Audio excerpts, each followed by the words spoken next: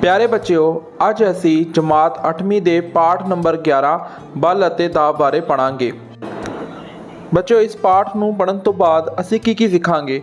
असी सीखांगे कि बल की हुंदा है, बल किवें लगदा है, बल की कर सकदा है, बल कदों वध जांदा है ते कदों बल घट जांदा है, दाब की हुंदा है, दाब गैसां दा ते दाब द्रव दा किवें काम करदा है ते वायुमंडली दबाव की हुंदा है।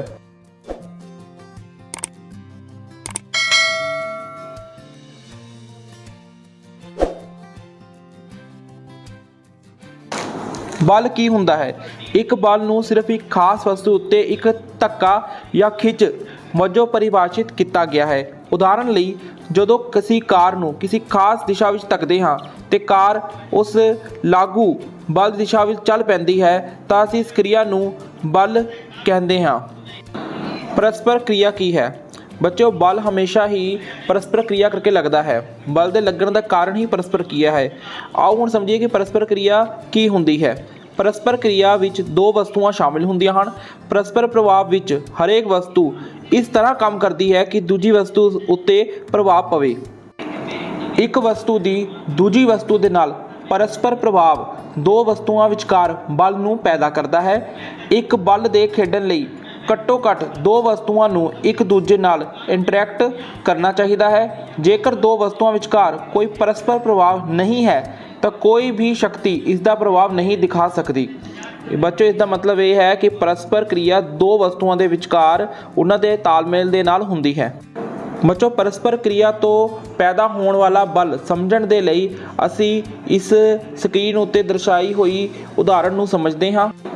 इस विच बाहर खड़ा व्यक्ति एक वस्तु है, जबकि कार भी एक वस्तु है। जब तक ये दोनों अलग अलग हैं तब तक इन्हां 'च परस्पर क्रिया नहीं हुंदी ते बल पैदा नहीं हुंदा।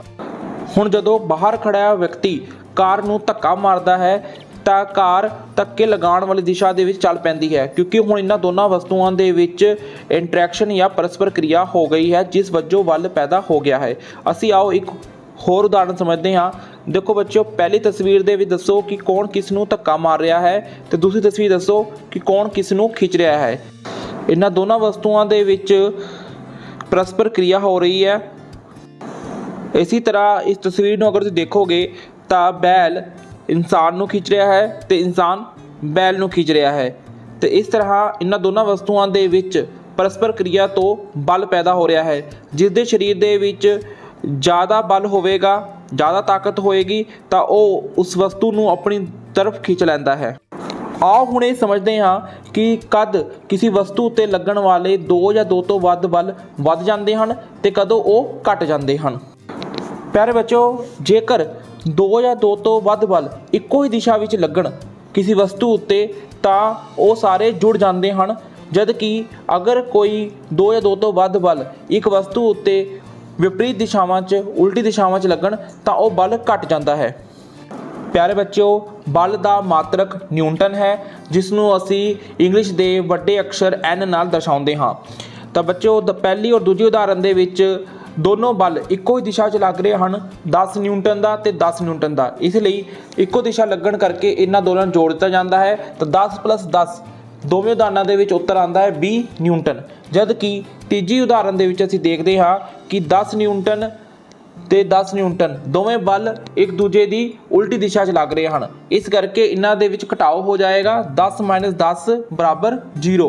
तो इस करके इस वस्तु उत्ते कितना बल लगेगा? 0 न्यूटन। यानी कि इस वस्तु उत्ते कोई भी बल महसूस नहीं होगा। बच्चों, हुण अगला प्रश्न ये साडे मन च आंदा है कि बल की कर सकता है।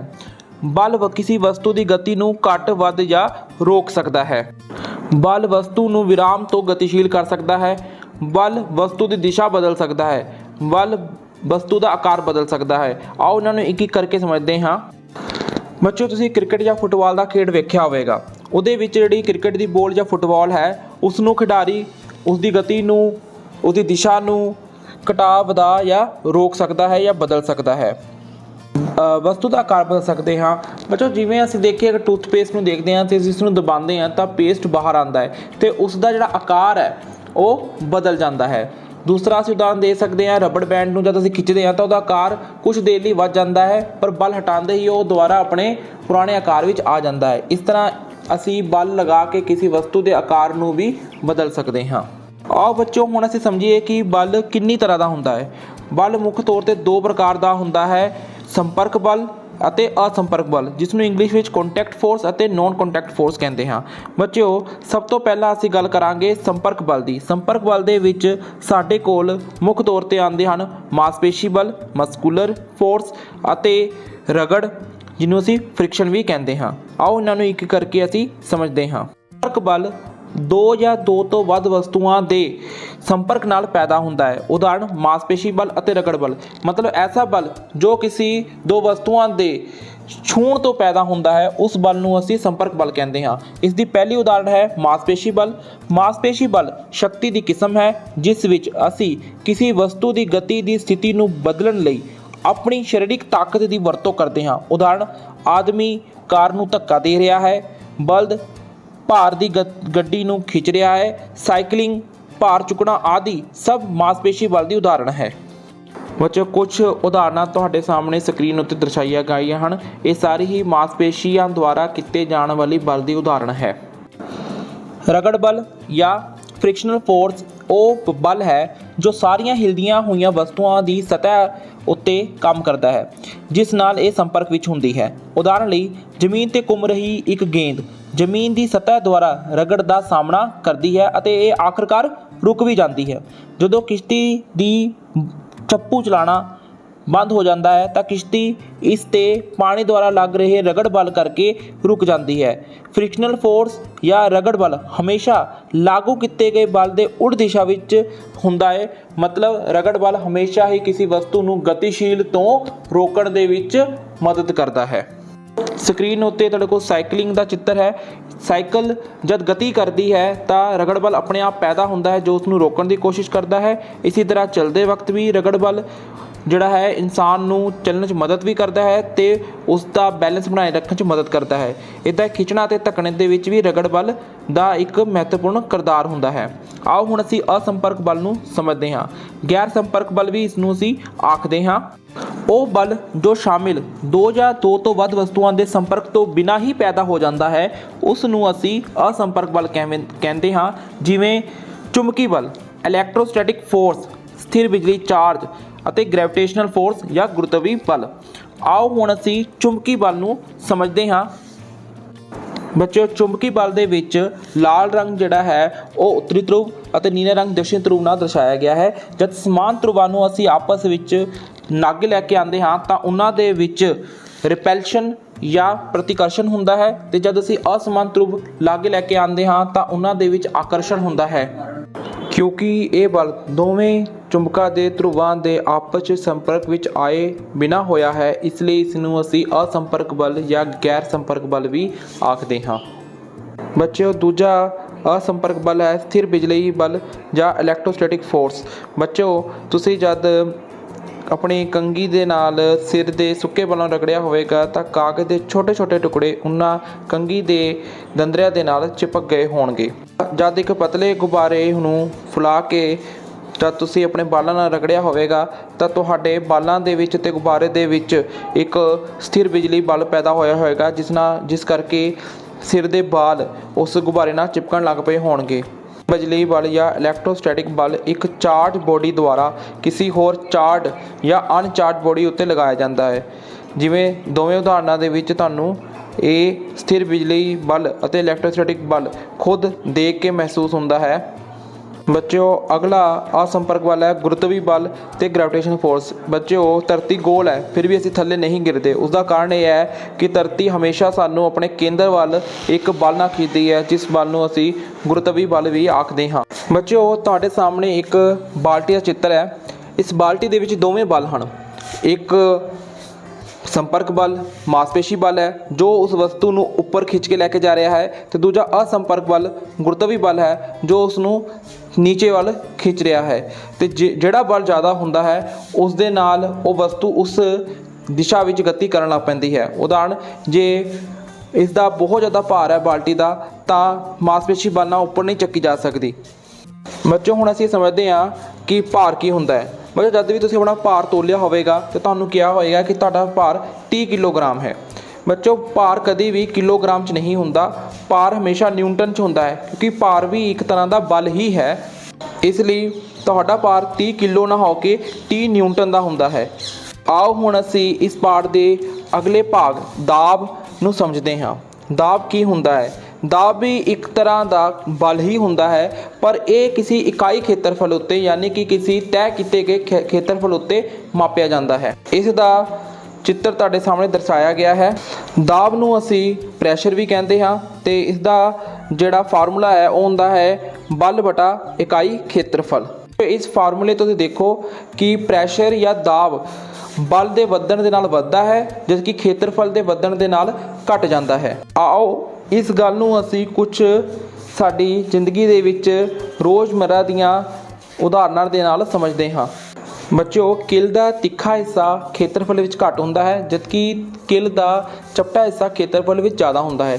ਹੁਣੀ ਅਸੀਂ ਪੜ੍ਹਿਆ ਕਿ ਖੇਤਰਫਲ ਵਧਣ ਦੇ ਨਾਲ ਦਾਬ ਘਟ ਜਾਂਦਾ ਹੈ ਤੇ ਖੇਤਰਫਲ ਦੇ ਘਟਣ ਦੇ ਨਾਲ ਦਾਬ ਵੱਧ ਜਾਂਦਾ ਹੈ। ਇਹੀ ਕਾਰਨ ਹੈ ਕਿ ਚਪਟੇ ਹਿੱਸੇ ਉੱਤੇ ਘੱਟ ਦਾਬ ਹੁੰਦਾ ਹੈ, ਜਦਕਿ ਤਿੱਖੇ ਹਿੱਸੇ ਉੱਤੇ ਜ਼ਿਆਦਾ ਦਾਬ ਹੁੰਦਾ ਹੈ, ਜਿਸ ਨਾਲ ਤਿੱਖਾ ਹਿੱਸਾ ਆਸਾਨੀ ਦੇ ਨਾਲ ਦੀਵਾਰ ਦੇ ਵਿੱਚ ਘੁਸ ਜਾਂਦਾ ਹੈ। ਬਸਤੇ ਦੇ ਸਟ੍ਰਿਪ ਚੌੜੇ ਕਰਕੇ ਉਸ ਸਾਡੀ ਬੋਡੀ ਉੱਤੇ ਲੱਗਣ ਵਾਲੇ ਦਾਬ ਨੂੰ ਘਟਾਇਆ ਜਾਂਦਾ ਹੈ। ਉਸੇ ਤਰ੍ਹਾਂ ਕੂਲੀ ਸਮਾਨ ਚੱਕਣ ਤੋਂ ਪਹਿਲਾਂ ਇੱਕ ਗਮਛਾ ਗੋਲ ਜਿਹਾ ਕਰਕੇ ਆਪਣੇ ਸਿਰ ਉੱਤੇ ਬੰਨ੍ਹਦਾ ਹੈ ਤਾਂ ਕਿ ਆਪਣੇ ਸਿਰ ਦਾ ਖੇਤਰਫਲ ਵਧਾ ਸਕੇ ਤੇ ਜਿਸ ਨਾਲ ਭਾਰ ਦਾ ਉਹਦੇ ਸਿਰ ਉੱਤੇ ਘੱਟ ਦਾਬ ਮਹਿਸੂਸ ਹੋਵੇ। ਬੱਚਿਓ, ਦਾਬ ਪਾਣੀ ਤੇ ਹਵਾ ਦੋਵੇਂ ਪੈਦਾ ਕਰਦੇ ਹਨ। ਜਿਹੜਾ ਦਾਬ ਹਵਾ ਪੈਦਾ ਕਰਦੀ ਆ ਉਸ ਨੂੰ ਅਸੀਂ ਵਾਯੂਮੰਡਲੀ ਦਾਬ ਆਖਦੇ ਹਾਂ। ਪਾਣੀ ਦੇ ਵਿੱਚ ਗਹਿਰਾਈ ਤੋਂ ਉਚਾਈ 'ਤੇ ਜਾਣ 'ਤੇ ਦਾਬ ਘਟਦਾ ਜਾਂਦਾ ਹੈ। ਇਸੇ ਤਰੀਕੇ ਦੇ ਨਾਲ ਸਮੁੰਦਰ ਦੀ ਸਤਹ ਤੋਂ ਉੱਪਰ ਜਾਂਦੇ ਹੋਏ ਦਾਬ ਘਟਦਾ ਜਾਂਦਾ ਹੈ। ਇਸ ਦੀ ਐਕਟੀਵਿਟੀਆਂ ਤੁਹਾਡੇ ਇਸ ਚੈਨਲ ਉੱਤੇ ਅਪਲੋਡਡ ਹੈ, ਤੁਸੀਂ ਉਹਨਾਂ ਨੂੰ ਵੇਖ ਸਕਦੇ ਹੋ। ਵਾਯੂਮੰਡਲੀ ਦਾਬ ਵਾਯੂਮੰਡਲ ਦਾ ਦਬਾਅ ਧਰਤੀ ਉੱਤੇ ਹਵਾ ਦੁਆਰਾ ਧਰਤੀ ਉੱਤੇ ਲਗਾਇਆ ਗਿਆ ਬਲ। ਵਾਯੂਮੰਡਲੀ ਦਾਬ ਹਵਾ ਦਾ ਧਰਤੀ ਦੇ ਗੁਰਤਾਕਰਸ਼ਣ ਦੇ ਕਰਕੇ ਜਿਹੜਾ ਧਰਤੀ ਦੀ ਸਤਹ ਉੱਤੇ ਭਾਰ ਹੁੰਦਾ ਹੈ ਉਸ ਨੂੰ ਹੀ ਅਸੀਂ ਵਾਯੂਮੰਡਲੀ ਦਾਬ ਆਖਦੇ ਹਾਂ। ਇੱਕ ਰਬੜ ਚੂਸਕ ਨੂੰ ਅਗਰ ਤੁਸੀਂ ਦੀਵਾਰ ਦੇ ਨਾਲ ਦਬਾਇਆ ਹੋਵੇਗਾ ਤਾਂ ਉਹਦੇ ਵਿਚਲੀ ਹਵਾ ਬਾਹਰ ਨਿਕਲ ਜਾਂਦੀ ਹੈ, ਫਿਰ ਉਸ ਤੋਂ ਬਾਅਦ ਉਸ ਨੂੰ ਖਿੱਚਣਾ ਮੁਸ਼ਕਿਲ ਹੁੰਦਾ ਹੈ। ਉਸ ਦਾ ਕਾਰਨ ਕੀ ਹੈ? ਉਸ ਦਾ ਕਾਰਨ ਇਹ ਹੈ ਕਿ ਉਸ ਦੇ ਅੰਦਰ ਦੀ ਹਵਾ ਤਾਂ ਖਤਮ ਹੋ ਗਈ ਹੈ ਦੀਵਾਰ 'ਤੇ ਲਗਾਉਣ 'ਤੇ, ਲੇਕਿਨ ਬਾਹਰੋਂ ਦੀ ਜਿਹੜਾ ਵਾਯੂਮੰਡਲੀ ਦਾਬ ਹੈ, ਜਿਹੜੀ ਹਵਾਵਾਂ ਦਾ ਦਬਾਅ ਬਾਹਰੋਂ ਦੀ ਲੱਗ ਰਿਹਾ ਹੈ, ਉਹ ਇੰਨਾ ਜ਼ਿਆਦਾ ਹੈ ਕਿ ਉਸ ਚੀਜ਼ ਨੂੰ ਚਿਪਕਾ ਦਿੰਦਾ ਹੈ। ਦਾਬ ਨੂੰ ਮਾਪਣ ਦੇ ਲਈ ਅਸੀਂ ਬੈਰੋਮੀਟਰ ਦਾ ਇਸਤੇਮਾਲ ਕਰਦੇ ਹਾਂ, ਜਿਹਦਾ ਚਿੱਤਰ ਸਕਰੀਨ ਉੱਤੇ ਦਰਸਾਇਆ ਗਿਆ ਹੈ। ਬੱਚੋ, ਹੁਣ ਇਹ ਸਮਝਦੇ ਹਾਂ ਕਿ ਸਾਡੇ ਸਿਰ ਉੱਤੇ ਕਿੰਨਾ ਵਾਯੂਮੰਡਲੀ ਦਾਬ ਹੈਗਾ ਹੈ। ਸਾਡੇ ਸਿਰ ਉੱਤੇ ਵਾਯੂਮੰਡਲੀ ਦਾਬ ਇਸ ਸਮੇਂ 2250 ਨਿਊਟਨ ਦੇ ਬਰਾਬਰ ਹੈ, ਯਾਨੀ ਕਿ 2 ਕੁਆਂਟਲ ਤੋਂ ਵੀ ਜ਼ਿਆਦਾ ਸਾਡੇ ਸਿਰ ਉੱਤੇ ਵਾਯੂਮੰਡਲ ਦਾ ਦਾਬ ਹੈ। ਪਰ ਫਿਰ ਵੀ ਸਾਡਾ ਸਿਰ ਸੁਰੱਖਿਅਤ ਕਿਉਂ ਹੈ? ਇਸ ਦਾ ਕਾਰਨ ਇਹ ਹੈ ਕਿ ਸਾਡੇ ਸਰੀਰ ਦੇ ਵਿੱਚ ਜਿਹੜਾ ਦਾਬ ਹੈ ਉਹ ਵਾਯੂਮੰਡਲ ਦੇ ਦਾਬ ਦੇ ਬਰਾਬਰ ਹੈ, ਜਿਸ ਦੇ ਨਾਲ ਇਹ ਦੋਨੋਂ ਬਰਾਬਰ ਹੋ ਜਾਂਦੇ ਹਨ ਤੇ ਸਾਨੂੰ ਵਾਯੂਮੰਡਲ ਦਾ ਦਾਬ ਮਹਿਸੂਸ ਨਹੀਂ ਹੁੰਦਾ।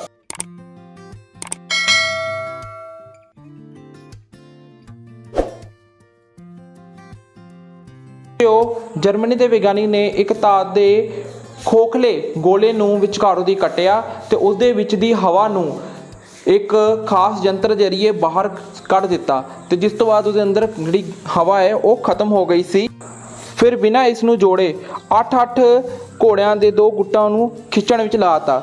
ਲਗਭਗ 16 ਘੋੜੇ ਮਿਲ ਕੇ ਵੀ ਬਿਨਾਂ ਜੁੜੇ ਇਸ ਧਾਤ ਦੇ ਗੋਲੇ ਨੂੰ ਵੱਖ ਨਹੀਂ ਕਰ ਸਕੇ, ਜਿਸ ਤੋਂ ਇਹ ਪਤਾ ਲੱਗਿਆ ਕਿ ਵਾਯੂਮੰਡਲ ਦਾ ਦਾਬ ਬਹੁਤ ਜ਼ਿਆਦਾ ਹੁੰਦਾ ਹੈ। ਬੱਚਿਓ, ਇੱਥੇ ਪਾਠ ਖਤਮ ਹੁੰਦਾ ਹੈ। ਜੇ ਤੁਹਾਡੇ ਮਨ ਦੇ ਵਿੱਚ ਕੋਈ ਵੀ ਸੁਜੈਸ਼ਨ ਹੈ ਜਾਂ ਤੁਸੀਂ ਕੋਈ ਨਵੀਂ ਵੀਡੀਓ ਚਾਹੁੰਦੇ ਹੋ ਤਾਂ ਤੁਸੀਂ ਕਮੈਂਟ ਬਾਕਸ ਵਿੱਚ ਉਹ ਲਿਖ ਸਕਦੇ ਹੋ। ਆਪਣੇ ਚੈਨਲ ਨੂੰ ਲਾਈਕ ਤੇ ਸਬਸਕ੍ਰਾਈਬ ਜ਼ਰੂਰ ਕਰਿਓ। ਧੰਨਵਾਦ।